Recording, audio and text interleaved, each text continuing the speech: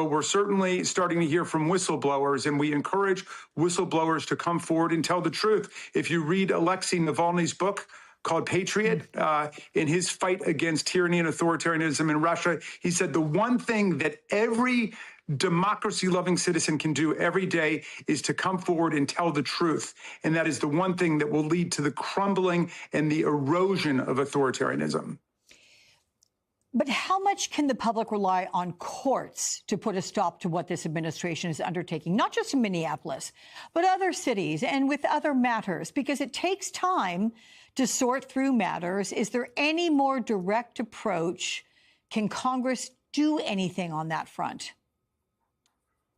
Well, we should be legislating a comprehensive civil rights bill that will protect every citizen's right to use their cell phone cameras to document what is taking place with government agents in the street. Now, that's implied by the First Amendment, but we should still spell that out. We should spell out that people, when they are lawfully carrying a firearm, may not be apprehended and have their guns confiscated and then be subject to deadly assault by the government. So we should be legislating to reinforce the Bill of Rights at this point.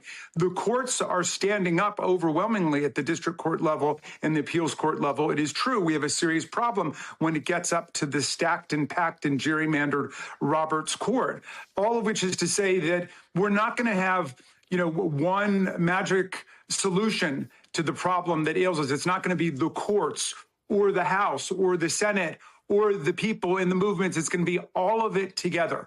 Everybody needs to be working in unison to defend constitutional democracy and freedom in the country against this authoritarian clampdown and the unleashing of state terror against our people in the communities of America. My last question, will it be worth it if Senate Democrats vote down the funding of ICE and therefore create a partial government shutdown as soon as the end of this week? Yes. The House Democrats, we overwhelmingly voted for that.